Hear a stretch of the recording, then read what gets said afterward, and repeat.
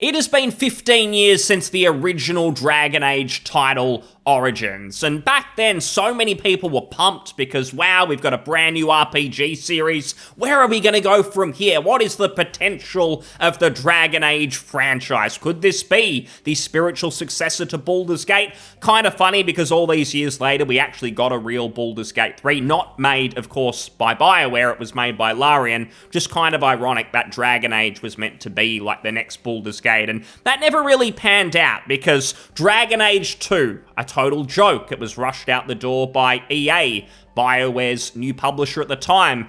Inquisition, it had a positive reception at launch, but it kind of felt like it was well received because there were no other mainstream RPGs on the market. I think as time has gone on, people have come to kind of find it's a bit of a joke. It's not that good. It feels like a single-player MMO, and BioWare are really at their lowest ebb.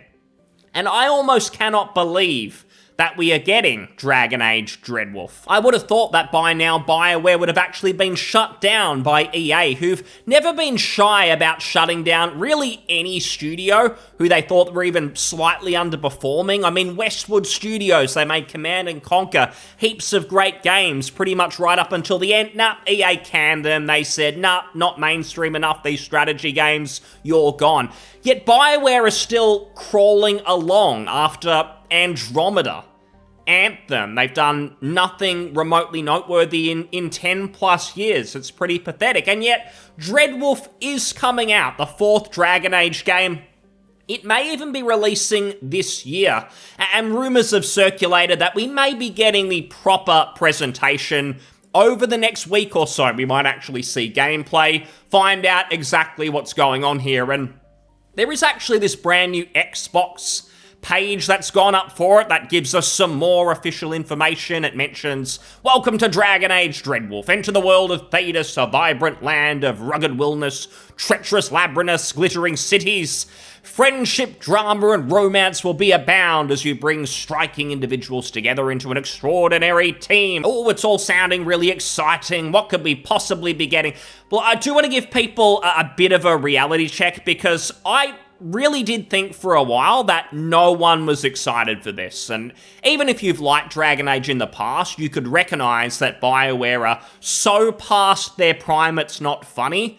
And to get excited is just totally setting yourself up for disappointment. Despite all that, there is a decent amount of people, I think, who I believe they're coping, but they think that maybe BioWare's going to pull something out of the hat and this is going to be their redemption arc. It's going to be incredible. I will say, if BioWare do surprise us and this game turns out to be incredible, great, it's going to be another decent RPG to enjoy this year. I'm already looking forward to Kingdom Come Deliverance 2. We've got the Elden Ring DLC coming out very soon as well, so that's totally fine. If it's incredible, I'll be pleasantly surprised, but I will be shocked if that actually happens. My mouth will be ajar because everything is red flags. It's not just their past history, it's actually the development of Dragon Age Dreadwolf itself, which is extremely troubling. And a few things just on this. So I mentioned some people being excited. I found this weird article about Dreadwolf that came out the other day, and something they mentioned in this article, the anticipation within the community of Dragon Age Dreadwolf has reached a fever pitch. And their source for that, apparently it's a Reddit post on the Dragon Age subreddit where someone says, honestly, I'm excited, and 100 people agree with him. So yeah, maybe there's 200 people looking forward to Dreadwolf. That's about all it really deserves. But there seems to be genuinely more people than that actually pumped for it. But I did find this post that kind of breaks down the development of Dragon Age Dreadwolf. And just reading this, I kind of thought, yes, this is why I have been concerned. Everything with Dreadwolf feels not quite right. And we'll go through this because it really breaks it down. So back in 2014, Dragon Age Inquisition comes out. Sure, some people liked it. I didn't think it was very good. In 2015, so we're getting nearly 10 years ago, a Dragon Age 4 did enter development. It was called Joplin at the time, and it was originally being developed as a single-player story-focused game. Then, of course, in 2017, we got Andromeda, which was It was awful. It just felt amateurish. It was well below par of the original trilogy. of Mass Effect games, which was already, I guess, going downhill. Mass Effect 3, it wasn't as well received. It sort of dropped the ball on the ending. I felt it was just too action. They'd sort of lost sight of where things started. So 2017 wasn't good for them, but that was for a couple of reasons, because Dragon Age 4, codenamed Joplin, it actually got cancelled in 2017. So a couple of years in dev, then it was canned. And then EA, or maybe even Bioware themselves, they wanted to instead make a Dragon Age 4 that was a live service game, and they wanted to base that on Anthem's code. So they thought, well, we've got Anthem in development, we're going to have a hit on our hands, let's do the same thing with Dragon Age. What could possibly go wrong? And we saw how that all went. So anyway, in 2018, Dragon Age 4 development begins, the live service version, and it's called Morrison. So this is about 6 years ago now. Back in 2018, they started work on a live service Dragon Age. Now, of course, a year later in 2019, Anthem releases. It's a broken, disappointing pile of shit.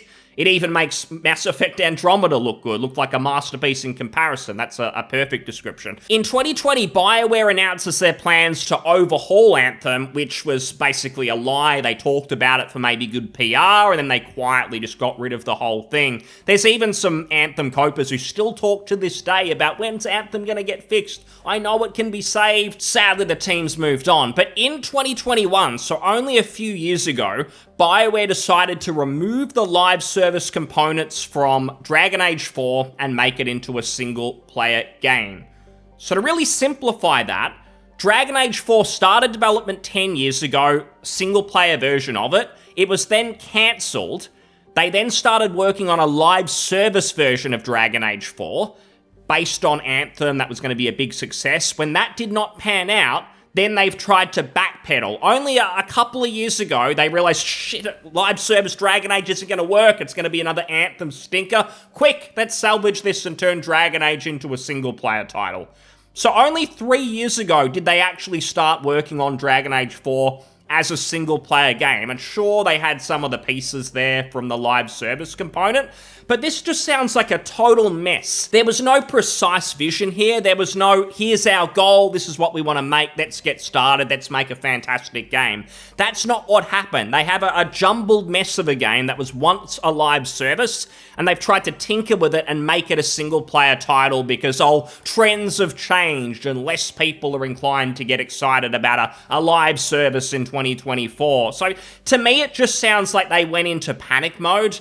They knew they probably couldn't start from scratch again because the team, Bioware, were on total thin ice with EA. They'd already lied to EA about Anthem. They pretended for many years, we're working on it, it's all going well, it's going to be incredible. And they didn't even have a functioning game until like 18 months before launch. And so they've now had to, I guess, really quickly make sure that a Dragon Age 4 actually releases in a reasonable amount of time that you could say. I really don't think it's going to get delayed beyond this year. I mean, Bioware have talked about being happy with the game, but who knows what that even means. They were happy with Anthem before launch. They were hyping it up. They were showing us fake trailers, which wasn't actual gameplay. It was like a 3D cinematic that was designed to look like gameplay to trick us, essentially. It's all quite sad, but even beyond just looking at the story of the game, this poster also mentioned there's a ton of staff turnover that you can find if you look into it.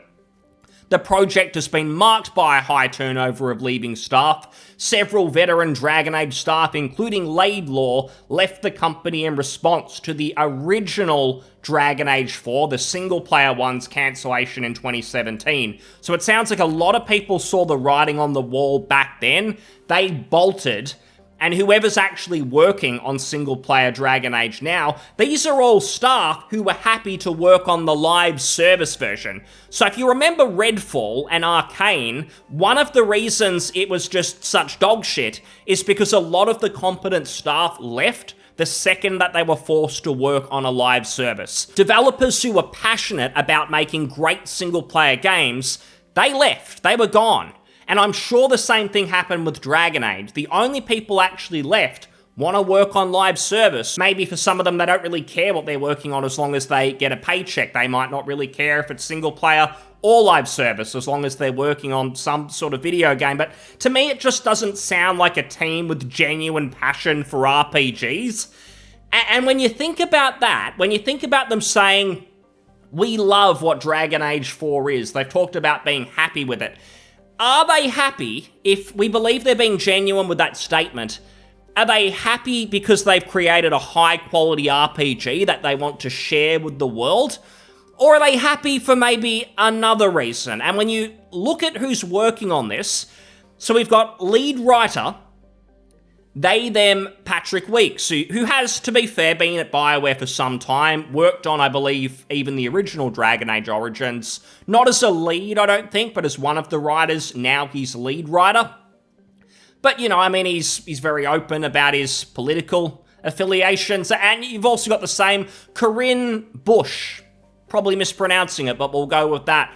I've mentioned this person before. Queerosexual gendermancer. Here is the game director of Dragon Age, Dreadwolf. And latest post, this is Threads, which no one by now has probably heard of or everyone's forgotten about. The person's Twitter is private, so sadly we can't read the content. But latest post, my girlfriend, who is also trans, and I played Magic the Gathering Commander at the game shop tonight with 2 random dudes that had our respective dead names. Life is very strange. Now, if you don't know what half of that means, it's probably for the best for you. But all I'm going to say here is I don't have a lot of faith in who's leading the development of Dragon Age Dreadwolf. A lot of the original devs are long gone. We've got the remnants of a live service team who are making Dragon Age 4. It just seems to me there's not passion. If there is, it's not for role-playing game stuff. It's probably instead for inserting certain ideological beliefs into the game to educate everyone who's playing. That's all it really seems like to me. So if you're excited for Dreadwolf, power to you. I hope you get what you want and the game does turn out amazing. If it actually is incredible and I'm totally wrong about this, then again, great. I would love to be wrong, but seeing this many red flags, I cannot think of an example where everything looks like it's been going totally wrong, and then it turns out, no, it's great, we all had the wrong idea. I can't think of an example where that's happened. Usually it's the opposite, where we get hyped up about something, it's sounding incredible, it's all sounding good, and then it's actually a disaster anyway, and we didn't even see it coming. So we'll find out in a week or so how it's looking at the very least, and at the very worst, it should be a bit of comedy. So thanks so much for listening. I'll see you on the next one. Cheers. Bye.